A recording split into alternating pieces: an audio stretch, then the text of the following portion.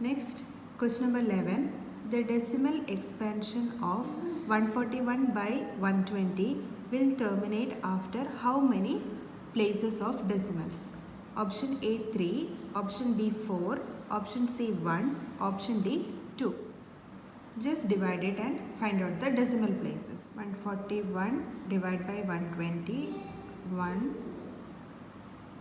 120,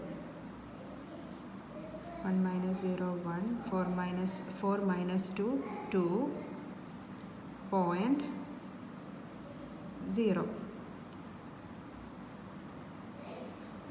Again 1, 120 minus 0 minus 0, 0, 1 minus, that is 11 minus 2.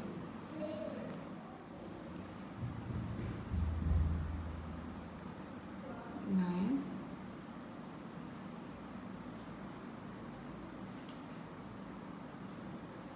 7 times. Now 120 into 7, 840, 840, 0, now 10, 8, 10 minus 4, 6,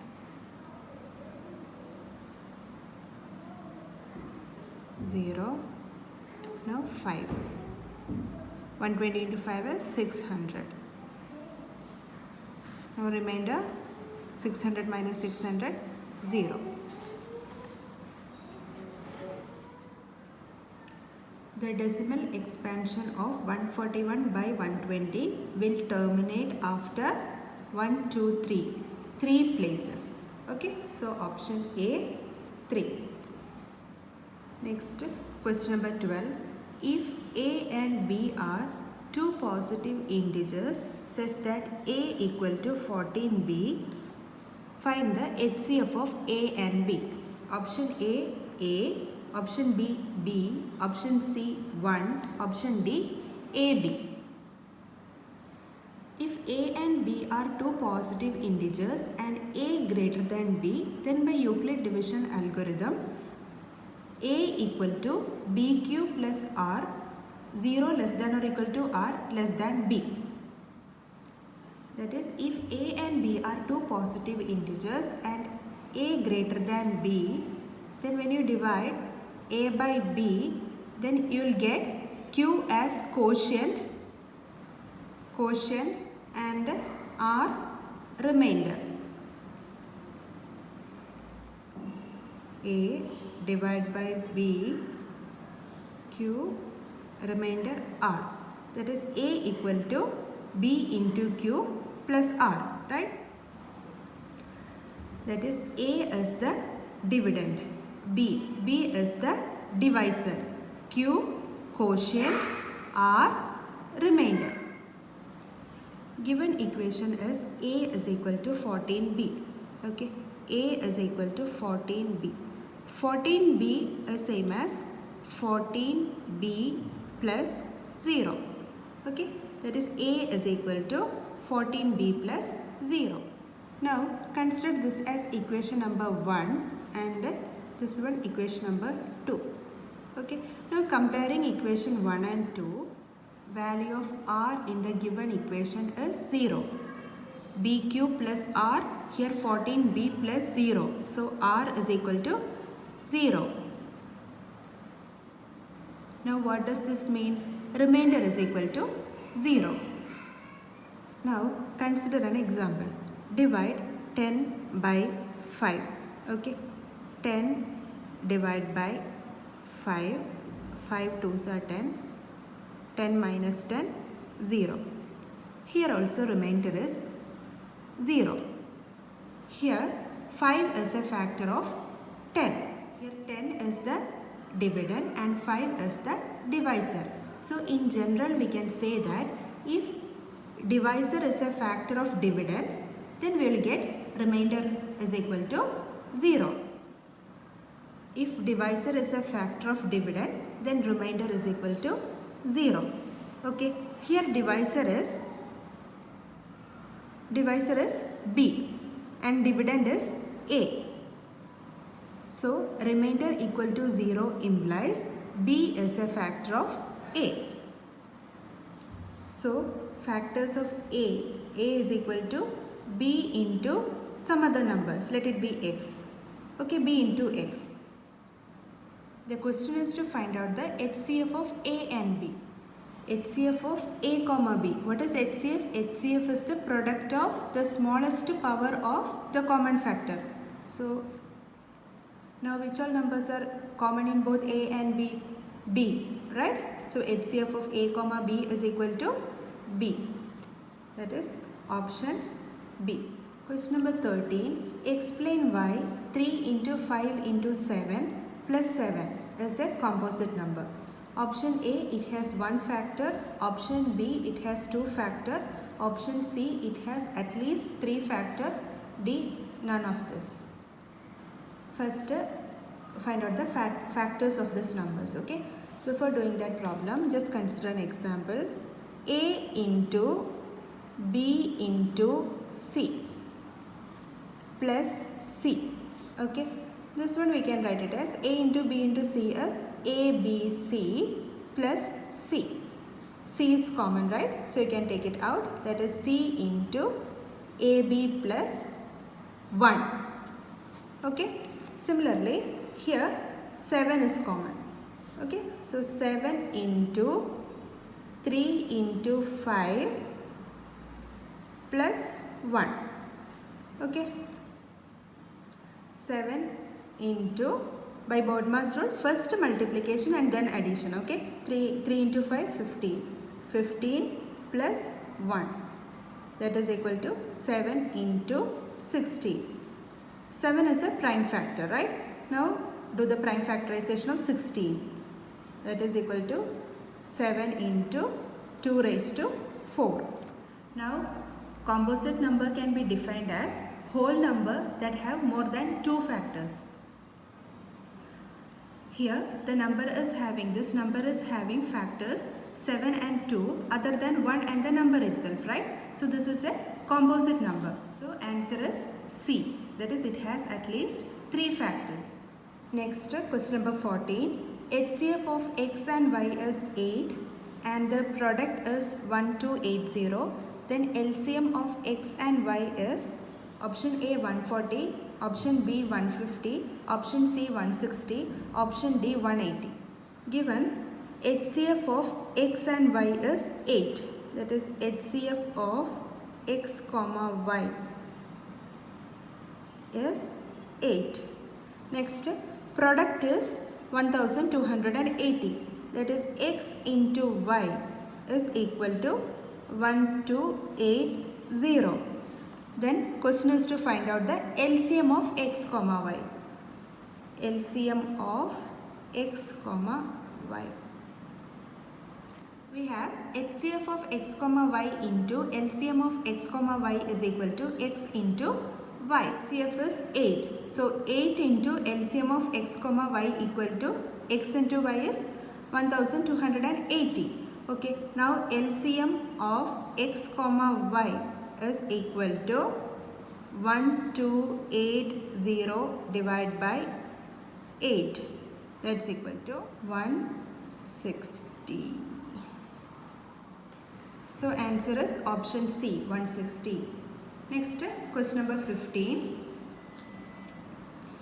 The HCF of two numbers is 1.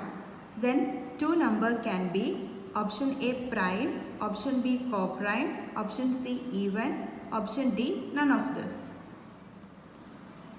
Let X and Y be the two numbers. Okay. Now HCF of two numbers is 1. X comma Y is equal to 1.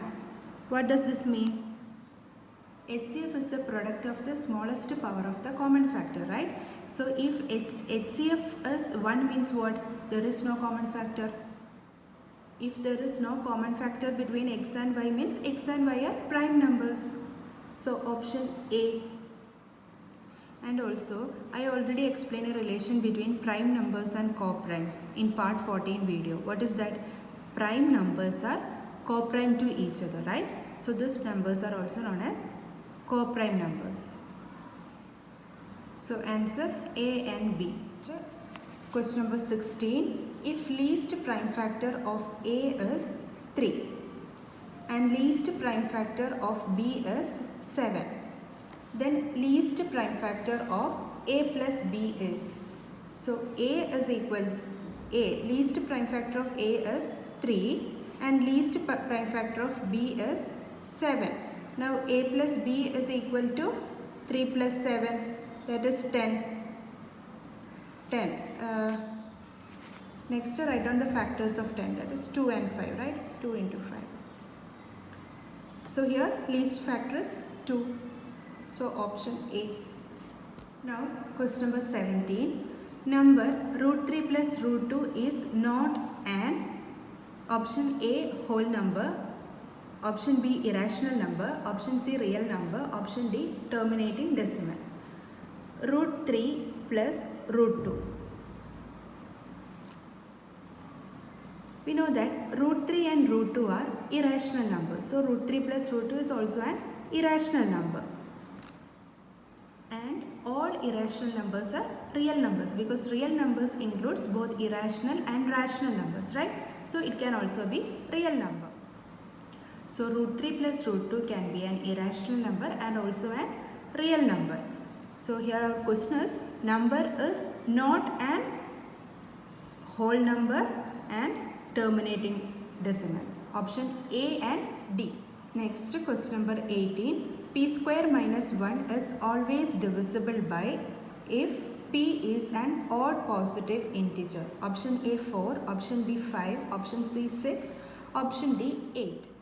Here it is given P is an odd positive integer. Okay, and odd numbers can be defined as an even number plus 1. That is, P can be defined as 2 into n. 2 into n plus 1. An even number plus 1. That is 2n plus 1. Okay. Question is P square minus 1. So P square is equal to 2n plus 1 whole square, and we know that a plus b whole square is equal to a square plus 2ab plus b square. Here a is equal to 2n and b is equal to 1. So a square is 2n square plus 2 into a, 2n, into b, 1 plus 1 square.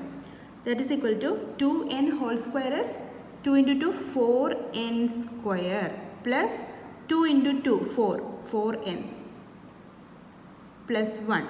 Okay. Now p square minus 1. P square minus 1 is equal to 4n square plus 4n plus 1 minus 1. Plus and minus 1 you can cancel it out. Answer is 4n square plus 4n. 4 is common, so take it out. That is 4 into n square plus n. That is p square minus 1 equal to 4 into n square plus 1. That is, it is divisible by 4. It is always divisible by 4. So answer is option A. Next, question number 19. Which of the following is not an irrational number? Option A 5 minus root 3. Option B root 5 plus root 3. Option C 4 plus root 2. Option D 5 plus root 9. Consider option A. Okay. A is 5 minus root 3. We know that root 3 is an irrational number. So 5 minus root 3 is also an irrational number. Next, root 5 plus root 3. Both are irrational number, right? So root 5 plus root 3 is also an irrational number. Next, 4 plus root 2. Again root 2 is an irrational number. So 4 plus root 2 is also an irrational number. Next, 5 plus root 9. 5 plus root 9. Root 9 is 3, right? That is 5 plus 3. 5 plus 3 is 8. It is not an irrational number. So answer is option D. Question number 20. A rational number p by q has a terminating decimal expansion if prime factorization of q has option A 3, option B 2, option C 5, option D both A and C.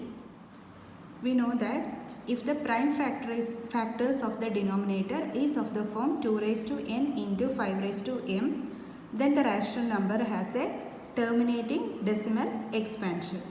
So here option is 2 and 5, that is both A and C, option D.